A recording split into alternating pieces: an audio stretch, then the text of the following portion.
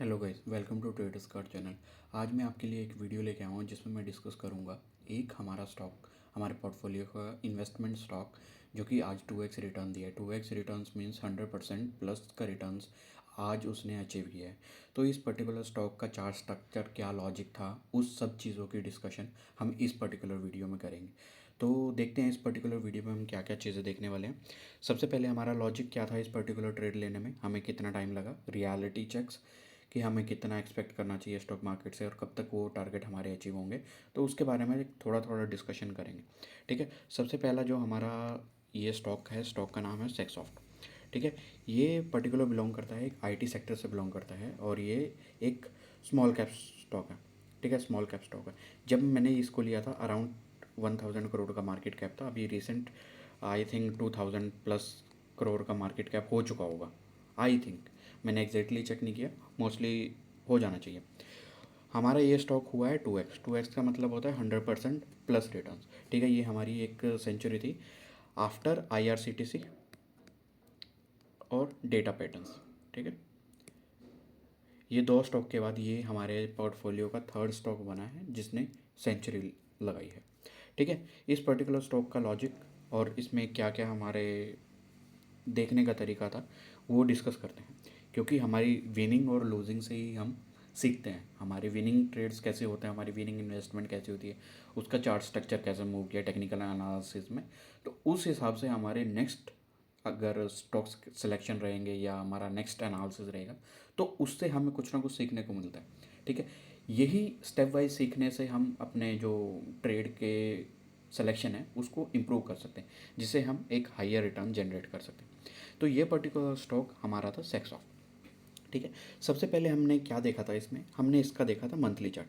ठीक है, monthly chart में हमें क्या क्या दिख रहा था, मंथली चार्ट में हमें इसमें स्ट्रेंथ दिख रही थी।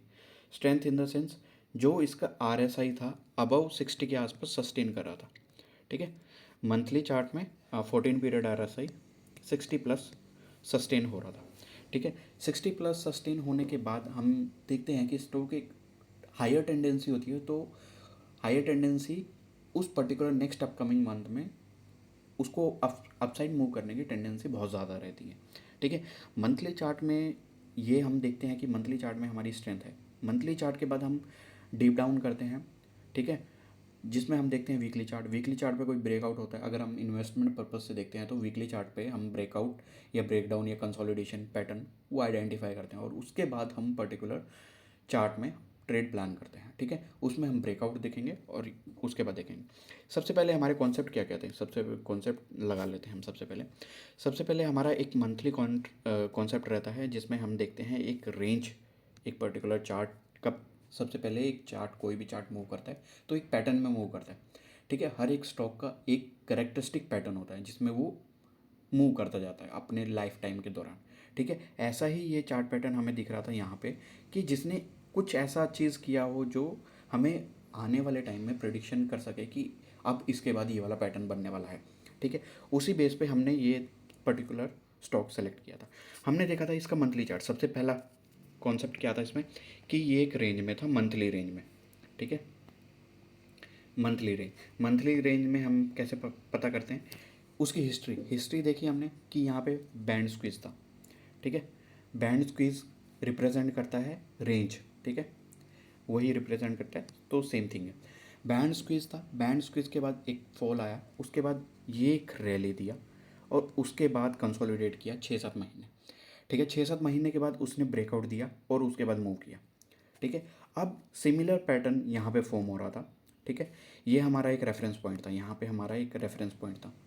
ठीक है, रेफरेंस पॉइंट ये था कि ये पर्टिकुलर स्टॉक इस तरीके से मूव किया था। सबसे पहले एक रेंज बनाया, रेंज को एक बार निगेट किया, यहाँ पे ट्रैप किया लोगों को मंथली चार्ट में, और उसके बाद एक अपनी अपवर्ड जर्नी चालू की। ठीक है, अपवर्ड जर्नी चालू करने के लिए उसके बाद ये यहाँ पे 6 से 8 महीने कंसोलिडेट किया है नेक्स्ट रैली से पहले।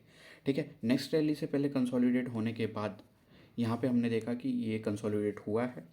ठीक है, उसके बाद जो रैली की है इसने कम से कम अराउंड, ये अप्रॉक्स अगर लेवल देखा जाए 42, ये ऑलमोस्ट 113 के आसपास आया था। 113 के आसपास आया था, ठीक है, ऑलमोस्ट, ठीक है। 113 के बाद ये जो इसने कंसोलिडेशन किया है, सिमिलर कंसोलिडेशन इसका ये था, ठीक है। ये कंसोलिडेशन के आसपास हमारा जो ये कैंडल्स थी, ये हमारा कंफर्मेशन था कि यहाँ पे हमने एक रिवर्सल पैटर्न ढूंढना है। यहाँ पे ये पर्टिकुलर स्टॉक सपोर्ट ले चुका है 20 मंथली SMA से, मंथली SMA पे सपोर्ट ले चुका है, ठीक है। मंथली SMA से सपोर्ट लेने के बाद यहाँ पे हमें रिवर्सल कुछ दिखा था, और उसके बाद यहाँ कहीं पे अप्रॉक्स 98 99 के पास हमें कंफर्मेशन हुआ था कि ये पर्टिकुलर स्टॉक अब अपसाइड मूव करने वाला है, ऑलमोस्ट अपसाइड। तो हमारी बाइंग आई थी 98 के आसपास की बाइंग हुई थी। तो उसके बाद अभी ये स्टॉक किस तरीके से मूव किया है, ये काफ़ी अच्छा मूव किया। आज ऑलमोस्ट ये 13% अप था। 13% अप होने के बाद हमारा एक 111% का टोटल रिटर्न इसमें अभी बन गया आज की क्लोजिंग के हिसाब से। कल मेनली थोड़ा प्रॉफिट बुकिंग ज़रूर आएगा, क्योंकि एकदम से इतना 13-14 और हाई डे हाई तो 15% के आसपास था। तो कल हम थोड़ा एक पोज कैंडल देख रहे हैं, कल थोड़ा पोज आना चाहिए, 3-4% का करेक्शन आना चाहिए, ठीक है। अब क्या हुआ है इसमें, अब मंथली चार्ट पे हम क्या सोचते हैं, अभी करंटली हमने क्या सोचा। एक मैंने शॉर्ट बनाया था जब ये इस पर्टिकुलर लेवल को हिट कर रहा था, 174.90 को हिट कर रहा था। अगर आप वो शॉर्ट चेक करेंगे उसमें प्राइस वगैरह दिख जाएगा, और उसमें मैंने बोला था कि 239 हम देखने वाले हैं, कि 239 पॉसिबल है, इसमें 239 आ जाए, ठीक है। हमारे पास ऑल टाइम हाई के टारगेट्स निकालने के बहुत कम टूल्स अवेलेबल हैं, ठीक है। हमारे पास जो टूल्स अवेलेबल हैं उसी से एक अराउंड 60% के आसपास हम एक्यूरेसी के हिसाब से, 50-60 के आसपास एक्यूरेसी के हिसाब से हम उसके टारगेट आइडेंटिफाई कर सकते हैं कि कौन कौन से टारगेट हैं, ठीक है।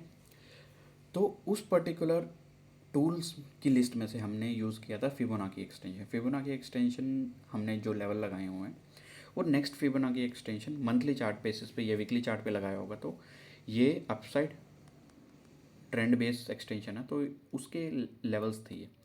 फर्स्ट हमारा जो लेवल था 174 के आसपास था, और नेक्स्ट जो लेवल है 239, और उसके बाद जो लेवल आएगा 514 मंथली चार्ट के हिसाब से, ठीक है। ये कब आएंगे इसके बारे में हम एग्जैक्ट अभी नहीं बता पाएंगे, लेकिन हमारे जो लेवल्स हैं वो फिक्स है। टाइम नहीं बता पाते हैं हम कि कितने टाइम तक आएगा, कितने टाइम तक नहीं आएगा, बट एक रफ आइडिया है कि ये पॉसिबिलिटी है, ठीक है। पॉसिबिलिटी पे ही हम ट्रेड करते हैं, ठीक है। अब देख लेते हैं कि ये पर्टिकुलर वीकली चार्ट में कैसा था। वीकली चार्ट में हमने कहीं पे एंट्री ली होगी, हमने यहाँ कहीं पे एंट्री ली होगी, अप्रॉक्स इस पर्टिकुलर जोन में कहीं एंट्री ली थी, ठीक है, यहाँ पे हाई पे। इस पर्टिकुलर जोन में हमारी एंट्री आई 98, ठीक है। 98 के बाद फर्स्ट ब्रेकआउट लिया, ब्रेकआउट फेल किया, इमीडिएट सेल ऑफ आ गया, ठीक है। हमारा पोर्टफोलियो में ये पर्टिकुलर स्टॉक अराउंड अगर 98 की बाइंग थी, तो ऑलमोस्ट 25 to 30% यहाँ पे ड्रॉ डाउन दिखा रहा था, ठीक है। उसके बाद अगेन रैली चालू किया, उसके बाद ये ब्रेकआउट हुआ, फिर से ब्रेकआउट सस्टेन नहीं किया प्रॉपर वीकली चार्ट पे, और उसके बाद ये पूरे जोन में कंसोलिडेट किया, और उसके बाद फेल आउट भी किया, ठीक है। ये कैंडल फेल आउट हुई है, ये अगर वीकली चार्ट देखें तो ये फेल आउट हुई है कैंडल।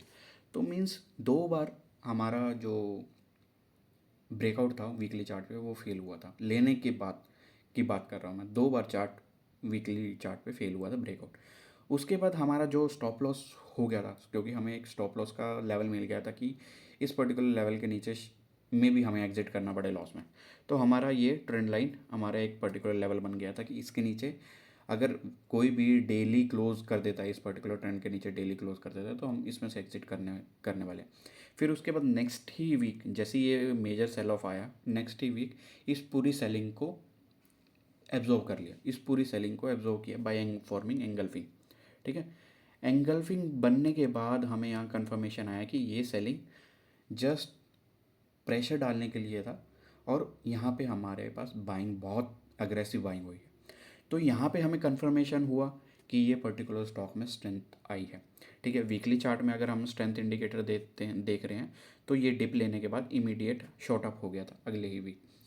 तो ये बताता है कि स्ट्रेंथ और चार्ट पैटर्न को कैसे रीड करना है, ठीक है। इस तरीके से रीड किया। उसके बाद हमारा जो ये ब्रेकआउट हुआ, और जैसे ही हमारा ये पर्टिकुलर लेवल निकलने लगे, ठीक है। ये पर्टिकुलर लेवल निकलने लगे तब हमारे पास कन्फर्मेशन आते गए। कन्फर्मेशन आने के बाद हमें कॉन्फिडेंस आया ये स्टॉक को होल्ड करने के लिए, ठीक है। उसके बाद ये फिर से रेंज बाउंड चला गया, ठीक है। उसके बाद फिर ये रेंज क्रिएट किया इसने। रेंज के बाद अब ये वीकली जो ब्रेकआउट हुआ था फाइनली, ये काफ़ी स्ट्रेंथ से ब्रेकआउट हुआ था और काफ़ी वॉल्यूम यहाँ पे स्पाइक होने लगे थे। यहाँ पे जो वॉल्यूम एक्टिविटी अगर आप देखोगे वीकली चार्ट पे, यहाँ पे सेलिंग वॉल्यूम्स के बार कम है और बाइंग वॉल्यूम्स के बार ज़्यादा बनते जा रहे हैं, ठीक है। तो ये बताता है कि यहाँ पे इस पर्टिकुलर स्टॉक में एक इनेटली बाइंग हो रही है, मीन्स इनहेरेंटली बाइंग हो रही है इस पर्टिकुलर स्टॉक में। अभी करंट हमारा जो प्लान होगा, अभी हमारा टारगेट तो ऑलमोस्ट अचीव होने वाला है, 239 का नेक्स्ट टारगेट है, तो हम यहाँ तक वेट करने वाले हैं इस पर्टिकुलर स्टॉक में। अब आने वाले स्टॉक्स के बारे में हम डिस्कस भी करेंगे। मैं ऐसे ऐसे स्टॉक आइडियाज़, क्योंकि ऐसे स्टॉक ढूंढना काफ़ी रेयर होता है, ठीक है। वंस इन अ मंथ और may be in a year एक दो हमें अपॉर्चुनिटी ही मिलती है, सिर्फ वंस इन अ मंथ नहीं बोलूँगा मैं, वंस इन अ ईयर ही एक दो अपॉर्चुनिटी ऐसी मिलती है जिसमें हमें थोड़ा कन्फर्मेशन रहता है कि हाँ ये पर्टिकुलर स्टॉक कुछ करने वाला है, ठीक है।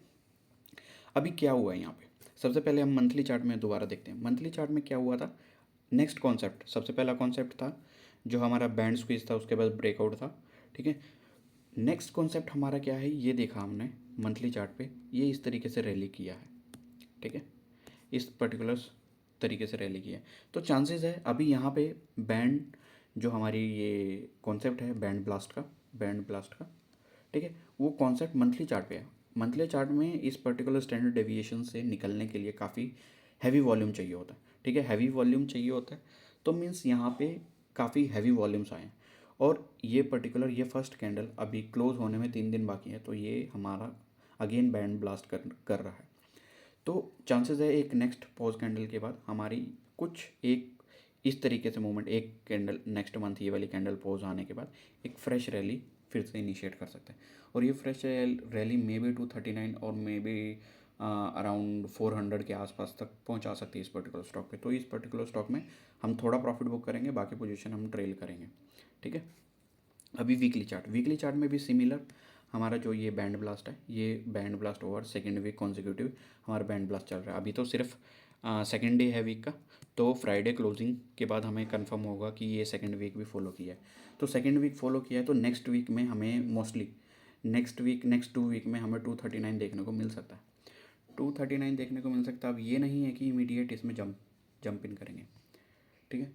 जंप करने की कंडीशन ऐसे नहीं होगी, हम जंप करने की कंडीशन जब तक रिट्रेसमेंट नहीं आएगा तब तक नहीं देखेंगे, क्योंकि आज ही अलोन हाई इसका 15% हाई लगा है, 15% हाई। तो एक स्टॉक 15% अप हो जाए तो उस पर हम ट्रेड इनिशिएट नहीं करते जब तक उसमें रिट्रेसमेंट नहीं आता। अगर रिट्रेसमेंट नहीं आएगा तो जाता जाएगा, नो प्रॉब्लम, हमारी जो रैली है वो मिस होगी, कोई प्रॉब्लम नहीं है, लेकिन रिट्रेसमेंट बहुत ज़रूरी है। अब रिट्रेसमेंट कहाँ आना चाहिए, रिट्रेसमेंट सबसे पहले ये स्टॉक हिट करे, अगर पॉजिटिव हॉप हमारी पॉजिटिव रहती है हमेशा, ठीक है, यहाँ पे हिट करे और ये रिट्रेसमेंट ये 20 SMA के आसपास आके डेली में 20 SMA पे यहाँ पे सपोर्ट ले और फिर रैली चालू करे। तो इस तरीके से हम देख सकते हैं यहाँ पे अगर हमें कुछ पैटर्न दोबारा से दिखता है इस पर्टिकुलर 174 के आसपास दोबारा हमें अपॉर्चुनिटी मिलती है बाय करने की, तो हम इस पर्टिकुलर अपॉर्चुनिटी को ग्रैब करेंगे, ठीक है। ये हमारा प्लान रहेगा।